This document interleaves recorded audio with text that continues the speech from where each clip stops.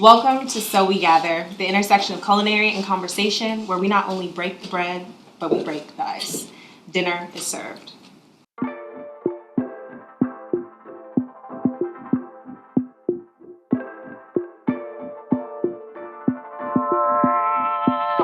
On this episode of So We Gather, we're talking about everything post-grad, the nuances that happen after you graduate. We have a wonderful lineup of guests today, and I would like for them to introduce themselves so we can get a little background on you guys. So where did you go to school, and when did you graduate, and what's your name? Oh, how you doing, everybody? My name is Jordan Walker. I graduated from Eastern Michigan University in 2016. I studied political science and African American studies. Me, okay. Hi guys, my name is Aisha Carter. I just graduated in 2019, and I studied communication studies at the University of Michigan. My name is Darius, and I graduated from Michigan State University with a Bachelor's of Science in Mechanical Engineering. And I'm also in grad school right now to get my MBA in Finance and Global Supply Chain. I'm Kepriah. I graduated from the University of Michigan in 2016, and I study psychology. And I'm Ify Odum. I graduated in 2017 at the University of Michigan with International Studies, and then went on to get my master's at Northwestern for business, and graduated in 2018. So thank you guys for all being here today. You guys all have diverse backgrounds. We all come from different schools. One of my first questions that I had is, did everyone have a job post-grad? Like, before you even... No. I did. Oh, you had a job lined up before? It's a requirement as being an engineer because we're so highly sought after that it's easy for you to have a job lined up 6 months prior to graduation. Oh, okay. And they kind of like bred us to be like that. They bred us to pretty much go internship every summer, and then you might even take a semester off to do a co-op. So by the time you graduate from college, you got so much experience that people are like thirsty for you. They like, you want a job, and then the way Michigan State is set up, they kind of put you in an environment to be successful. So we have like career fairs every semester. So all you gotta do is go to the career fair, have the GPA criteria. I mean, coming out of college, engineering background, and I'm black. Like, it was a no-brainer for me. I had like 3 job offers lined up easily. Beautiful. So like my last 6 months was a breeze. Like, I just literally was like... You were coasting. You were like, I know. Mm-hmm. Okay. Did everyone else? No. So I studied communication studies, which is really funny because obviously, like, especially the older generation, they're like, "Well, what are you doing with that?" And I'm like, "Well, it wasn't really. I don't know. I knew I wanted to be a reporter. I wanted to go into journalism, but with that, at University of Michigan, great school it is, they didn't really have a journalism focus. So post-grad, unlike you, there was nothing in my class that was telling me what I needed to be doing. Luckily, I did make, connections outside of school to where they're like, okay, you should be doing things like going to National Association of Black Journalists Conference. You should go to, you should be having those internships and things like that. Mm-hmm. So I didn't figure out my job until maybe 3 months after graduation. After? After. Now you feel like you in a rush at that point. Yeah. Oh, I knew I wasn't going back home to my mama. I was not. So, But why is that a bad thing? Even if you did go back. It's not. It was definitely a personal pressure, personal expectation I have for myself. I don't think it doesn't make sense to me now. But as a recent graduate, and Michigan is a very pretentious school, and a lot of people around you have it figured out. And I needed to also be one of those people that had it figured out. So I didn't want to go back home. It actually worked out pretty well. My lease was up in Ann Arbor August 16th, and I was offered a job August 11th. So Perfect. Yeah. It always works itself out, though. Mm-hmm. Remember that, like, yeah. no matter what scenario you're in or situation you're in, it usually always works itself out. Okay, so if for those individuals who don't have jobs lined up after college, like, doing the 3 month wait and not wanting to move back with your mom, what do you say to those individuals who are like, I'm never going to find anything.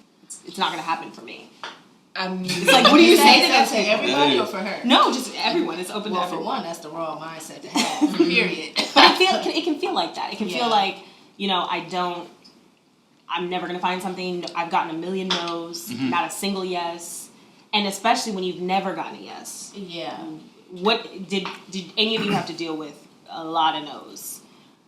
I have too. Like when I first started, like before I got my internships, I was getting told to know a lot. You know, we don't like to look at ourselves and be like, well, how can I improve? Or maybe what am I lacking that didn't give me this opportunity? So for me, like before I got my first internship, I was getting hella no's, you know. I couldn't even have a professional conversation. I didn't even know how to dress, you know, to the occasion. My resume was trash, but I had to check myself. It was one of the things I had to look in the mirror and be like, you need to do better, you know, because it's obviously, if 100 people telling you no, it ain't them. You know what I mean? Like now you got to start looking within and looking at yourself and saying like, okay, how can I get better? Yeah. So I agree with that, especially with going into journalism. Like I said, Michigan didn't have the program for me, but I couldn't telling a recruiter that they don't care. You know, they don't care that you weren't giving those opportunities or you weren't giving those resources, because it's like, okay, so are other people, but they figured it out. So I had to figure it out. You know, I had to look at myself, and for a reporter, you have to, in college, with a demo reel to submit to stations. I didn't have one. I didn't know what one was. This is after I graduated. And I had to go to, like I said, I did have resources. I went to the Michigan, it's called ISS. I rented a camera, I rented a tripod, a microphone, and I had to go around and shoot like fake stand-ups and fake news reports. Like, oh, the Michigan Union. I want to see that. Open. You still got that video? No, please. I want to see that. It's really bad. I think I did one about like gas prices raising. I just like stood in front of a gas station and like, the prices are up. Yeah, post that on Instagram. But you know what I'm saying? Like you said, I was like, all right, Aisha, I don't care what your obstacles were. You need to get on the playing field. You know what I'm saying? Like you need to figure out what you need to do. You can't blame it on anybody else. And after that, I got a job. Yeah. So how do you think that sort of mindset that you're talking about of taking it into your own hands when there's no door that's opening up, do you feel like that's not told to us in college, right? Like no one says, hey, you need to take this into your own hands. It's like, oh no, you just failed an exam, or you need to do better on this group project. And it almost doesn't actually simulate real life. Mm-hmm. So what was the hardest lesson that you guys had to learn when you came out? Like, that was like, this is not college, this is real life. Well, for me, so I studied political science at Eastern, and like during my last semester, I had no clue what I was about to do post-grad. I didn't really do any internships. I didn't have any plugs. So I was just like, when I graduate, I'm going back to finish line. I'm going to sell you some sneakers or something. Mm-hmm. But so I did get a job on a campaign, but I was knocking doors. And that's $10 an hour. And I'm just sitting there like, I got a whole college degree and I'm making $10 an hour. Like, what is this? Like, and I'm seeing, like, I have friends at like Michigan State and U of M, like, they got engineering degrees, they got supply chain management degree, they fresh out $80K, $90K, and I'm making $10 an hour. I'm like, this don't even sound right. But for me, it was just like, I just had to like, I don't want to say to put my head down and work hard because things fall into place. But so I was working on the campaign and just as a regular field worker, and then they fired the director mid-campaign. And so they just grabbed me like, hey, you've been working hard, you can be the director. And I was like, oh, bet, this is cool. So now my stock went up, my income went up. And so for me, that was just the hard part at first. It's like trying to stay focused on myself and not like comparing it to anybody else. For me, like I said, after I graduated, I ended up winning the Bonderman Fellowship, which funds for soon-to-be graduates to travel abroad for 8 months as a solo backpacking trip. So they give you 20 G's just to travel. They don't want you to work. They don't want you to do all of that. It's strictly for you to like immerse yourself in cultures that are different than where you come from. And for me, that was something that disrupted the status quo in my head. It disrupted what I thought I should be doing, what I thought I could be doing, because I pretty much saw the world open up before me and see the different possibilities that, you know, whatever you grew up hearing or the culture that you're from, that's not something that you have to subscribe to. You can actually live how you want to live. And so with that as the empowering message in my head, I went through those 8 months, and then when it's time for me to get home, I'm like, well, I'm getting them emails about my student loans. Like, oh, you know, I was like, oh, man, I got to figure something out. So a friend of mine posted that they were hiring for the Michigan College Advising Corps, which is pretty much getting recent graduates to go into high schools and help build the college-going culture there. So you're helping seniors with get exposed to different colleges, the application processes, scholarships, financial aid, all the way up until they go, until they matriculate. So I ended up interviewing for that through WhatsApp in Mexico. Like I applied While you was there? While I was there in Mexico in my Airbnb. FaceTime? Yep. Get a video call to do the interview, and then I ended up getting it. So from that, I felt a certain level of security because I'm like, all right, I'm not coming off this amazing journey completely broke. Like there's an opportunity there dope. when I get home. That's dope. So really, I'm experiencing the part where things don't go your way after that. So I had an extension of that. So, and it definitely hasn't been easy. And I'm still figuring a lot of stuff out. I say a lot of that, at least how I started climbing out of the disappointment of, you know, finally not winning, because I felt like I got everything I wanted up until that point. Yeah. It's a very humbling experience. And I would just say, just keep honing in on what it is that you truly want. And if you keep your eyes focused on opportunity where you see it, like even going door to door for the $10 an hour, you didn't really see that as something that can be a come up, and it was a come up. Like sometimes you end up doing things as a means to an end, and then you actually be up after that. So that's at least what keeps me going. And I started focusing more on how to create my own opportunities rather than looking for what's already out there, personally. So it's a lot of introspective stuff. Yeah. So what happens when it's an introspective experience, but we live in a digital world, so it's hard not to compare. Yeah, so You know what I mean? I'm on that. So like just like you said, when you're seeing your friends, Yeah. you're like these 80K jobs and people are living their best life and they're traveling and you're like, what am I doing? But would you say that can be a facade too sometimes? Oh, Like, for sure. Because, I mean, you got to think about it as yourself. Like, I don't post my bad moments on Instagram. Like, when I'm down, when I'm broke, when I'm not feeling good, I don't post it. Even some stuff that I might post on Instagram, I might have $3 in my checking account. But I'm up on IG. I'm up on IG. But it's For sure. bottles flying, it's women around, like, you know, so The highlights. you really just, and that's really what it is. Like, Instagram is just like a person's highlight tape. You know what I'm saying? Just day-to-day life. So, but doesn't that affects you in the sense of like you're in a down moment and you're trying to play catch up to this best life, and it can be depressing. Yeah. It can be facts. extremely depressing because you feel yourself acting. Like I know for sure.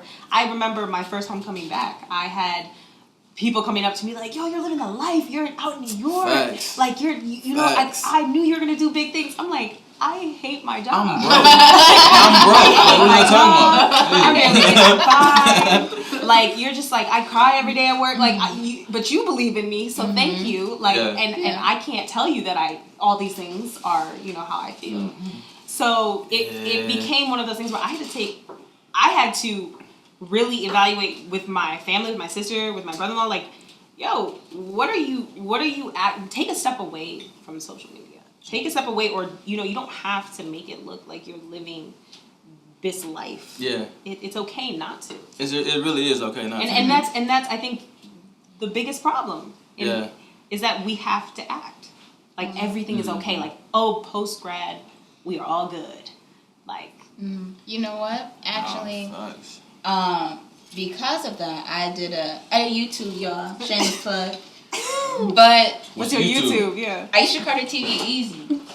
Anyway, point is, I did a video when I went off to my first job, and it was about post-grad depression and post-grad feels. That's real.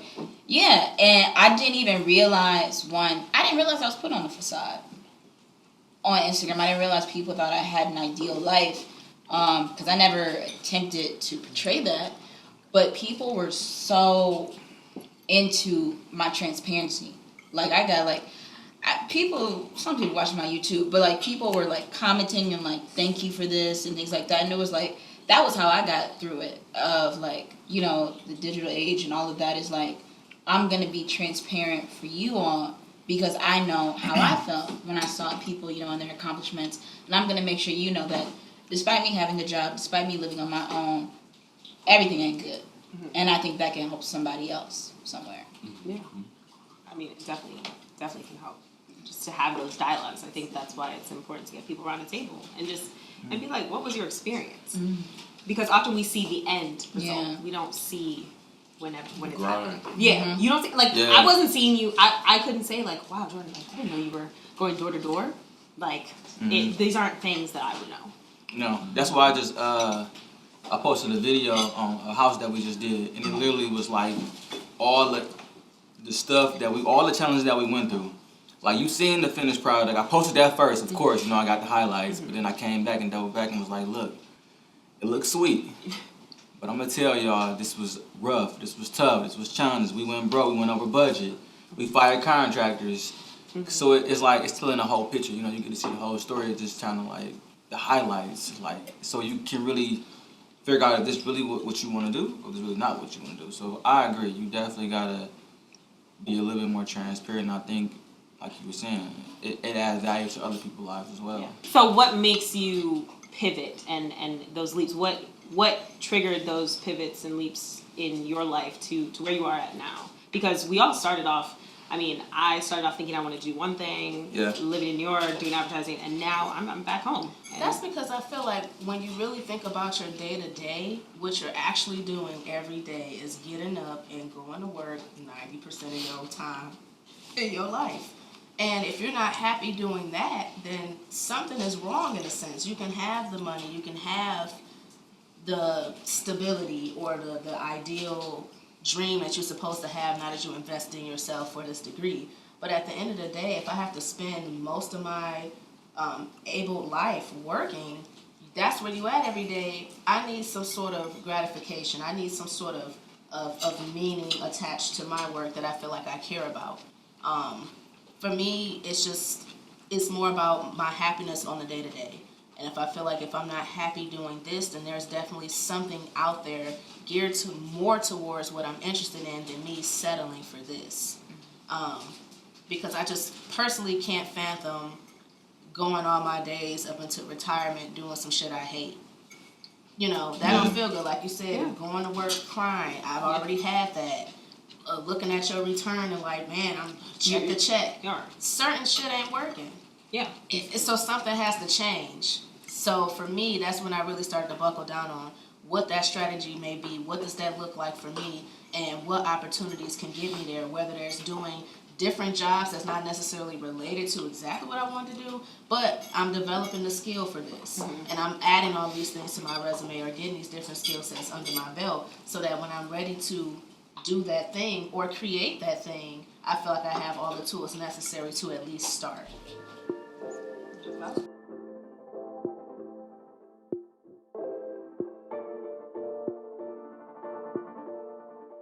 Okay, I hope you guys enjoyed dinner. It was a pine nut chicken and over white rice and asparagus. And up for dessert is a pumpkin cake with buttercream frosting.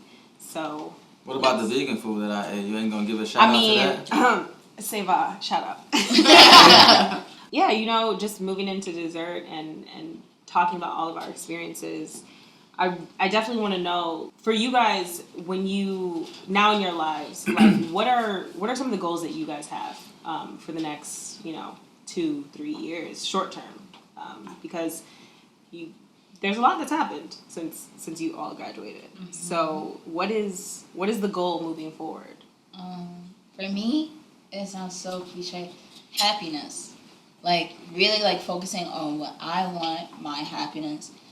Since I graduated, I've gotten a job, quit the job, moved back home, and now been offered a new job, turned that one down. You know what I'm saying? And it's a lot, and it's like some people looking on the outside are like, girl, what are you doing? But it's like, I'm gearing towards happiness, what makes me happy, what makes me my best self. And that's my new goal and my new measure of success, Am I happy? Yeah. Oh, measure of success. Okay, so how do you measure success? How now, at post-grad, how do you all measure success? Somebody else had an answer.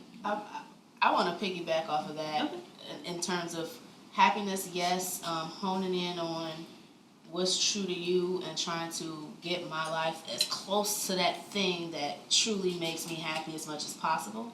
But within that is also developing new relationships with people who match my new self and where I'm trying to go in my life. I went through that phase. Nurturing the because the people that you keep in your corner are make or break you. Make or break. Yeah. Nurturing the relationships I've already had. Pay off my debt. And just continue to build. Just continue to build and get to a point where I feel like I'm stable enough financially and in different ways, and can truly say, hey, I'm content here. I can build from here. Just getting to that platform where I can build, pretty much. I feel like for myself, again, like we talked about earlier, like it's hard not to compare your success to other people's and to just feel like, damn, I'm not doing enough. They out here getting money. They taking trips. They in, you know what I'm saying? They in Greece. I'm sitting here not doing nothing. But for me, success, what I've learned in my 3-4 years since graduating, like I always thought success was like an amount of money, because I got to a point where I started making more money than my mom or dad had ever made. So I'm like, whoa, I did it. And it still just didn't feel enough. And it's just like the more money you make, it's always gonna be more stuff to buy, more bills and stuff like that. So how I measure success within myself was just like looking at personal growth, like as a professional, as an intellectual, just as a person, like thinking back, like when I first started my job, I was, you know what I'm saying, a little bit nervous, knocking on doors, like didn't really know what to say. Now, you know, I was talking in front of rooms full of hundreds of people and helping delivering like human services to people and helping people get jobs and stuff like that. And so just seeing the personal growth as a professional and then just trying to keep going forward to always like advance myself, to be able to pick up new like skills that I can translate into my work. So a lot of self development. It's like that's the real measure of success when the money isn't enough. Yeah, because it's just like you don't really. It's so hard. Like again, it's so hard to not compare against somebody else. But it's just like you don't know what type of like family structure they come from. You never know whose parents can bail them out whenever they're in a dime. So it's just like, you know, they might not be paying $0 in rent, and I'm sitting here mad like, damn, how can I save up cheese to go do this trip? And it's just like, don't even worry about it. Like, if I don't go to Greece till I'm 35, 40, like that's cool. Like, you know, it's gonna, I'm gonna get there at my time. So. Yeah, and it might be even sweeter when you get there. Definitely. Yeah. What about you, Darius? Yeah, no, I agree. A lot of y'all said a lot of things that are true to me. When you said happiness, peace, that's kind of where I've been measuring my success. I've had a lot of success in my career and my entrepreneur endeavors, and I get a lot of acknowledgement on a daily basis from a lot of people. And I appreciate it always, but it doesn't really move the needle in my book. It doesn't really fulfill me. So lately, what I've been doing, my whole journey, probably the last 2 years, has been like trying to figure out who I was and who I am. So for me, my success, I measure success on how well I'm living my truth, and that could look like anything. That could look like from what is it called, white coat, you know, when we go to corporate America, that can look like from having these external things. For me, the external things don't really add a lot of value to my life. Like, for me, the things that bring peace to me are the things that you can't get back. And that's like time. Yeah. Time with your family. Like, for example, I own a bunch of houses, but I still live with my mom. Yeah. I don't have to live with my mom, but I choose to live with my mom. I'm close to my mom. Yeah. I make that connection with my mom, and those are the things that, you know, I value and I measure my success on. So for me, my peace and my happiness is pretty much at the high. Yeah. And I won't let anybody or anything, my girlfriend, my mom, nobody can get in that way. All that wrapped up into what makes a successful life for you. Success post-grad is really hard to measure. There is no exam. There is no grade. There is no finish line that we get to. that says, oh my gosh, like you did it. You know, you can go from one job to the next and you realize it's the same thing. You can buy out all the bottles in the club and realize it means nothing. You can, you know, take trips every weekend and realize that maybe those people aren't really your friends. Yeah. Like, you know what I mean? These things that we are so hard to really measure after the structure is gone. So success for me personally is making sure that I'm making an impact in people's lives, both my family, my friends, and people I've never met. Mm-hmm. I mean, even to touch on some of the most current events that happened, Kobe's passing. It just shows you that life is not only short, but also that it is only measured in your impact on and how you treat other people and what people say about you after you're gone. Yeah. So I think that to me is a measure of success, is that when you're not in a room, what are people saying about you? When you are gone, what are people saying about you? How did you make people feel? So it sort of leads me into my next and final question for everyone of what would you tell your younger self? Like your college self. Like, if, you know what I mean? Like you know all of these things and you're just like, let me bestow one little piece of knowledge onto you before you enter into the world. I would definitely say, don't take this shit so serious. Like, don't worry so much. Don't stress your brain about trying to predict the future. Like, just let that shit flow and listen to who you are on the inside. Let that guide you. Take refuge in prayer, for one. And just let that shit ride. Stop worrying. Stop taking shit so serious. I feel that. Piggybacking off of that, you know, I would definitely tell my younger self, even though I'm so young right now. But I'm just kidding. But to be kind, patient, and honest with yourself. I know that majority of my stress, my pressure, my just like, you know, all of that came from me. It came from within. Judging myself, you know, everybody says like you're your worst enemy, and that's like true. I think definitely in college, I made up things that I assumed people were thinking, you know, and it was just me. I was just putting that thought in my mind, and I stressed myself out. Mm-hmm. You know, I did take things too serious, and it was solely because of the expectations I had for myself. And not to, you know, you should have high expectations, but be kind to yourself. You know, sometimes you gotta go a little slower. You know, be honest with yourself. Sometimes you need to work a little harder. You know, and it's just like tap in with yourself. You know, it's good. Yeah. For me, man, telling my college self, man, leave them girls alone. But no, for me, man, my college self, I would tell my college self to continue to take those risks, continue to live on the edge, continue to be fearless. Because at one point in time in my life, I was so scared to make a mistake. I was so scared to make the wrong choice, and it kind of hindered me a little bit. And throughout my whole life, no matter right or wrong, I've always learned valuable lessons. So, you know, at one point in time, I got away from that. So I would tell myself to always be fearless and take opportunities as they come.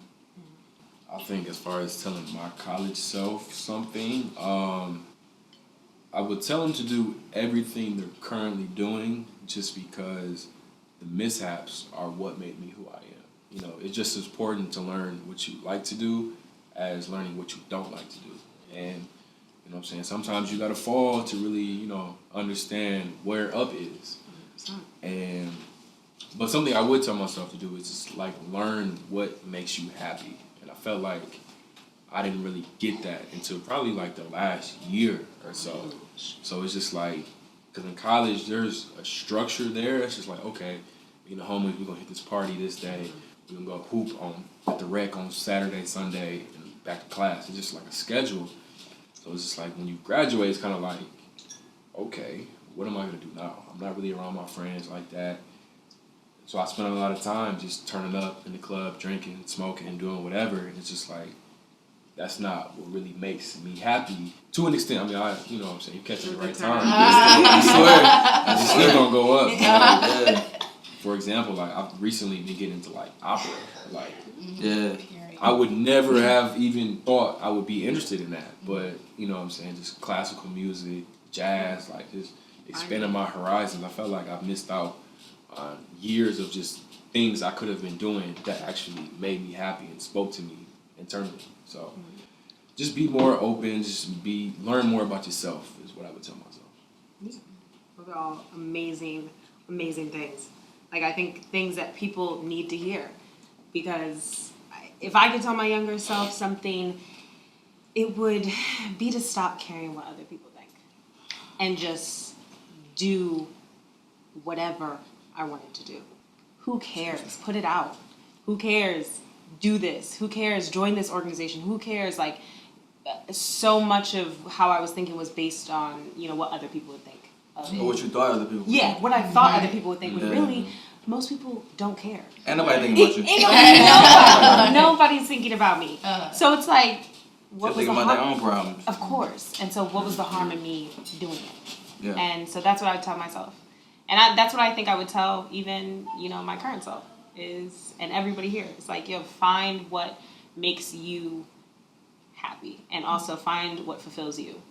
So that concludes this episode of So We Gather and post-grad, everything about post-grad. Thank you guys so much. Jordan, Aisha, Darius, and Kepriah, thank you guys. I look forward to the next episode with you guys. So. Sure.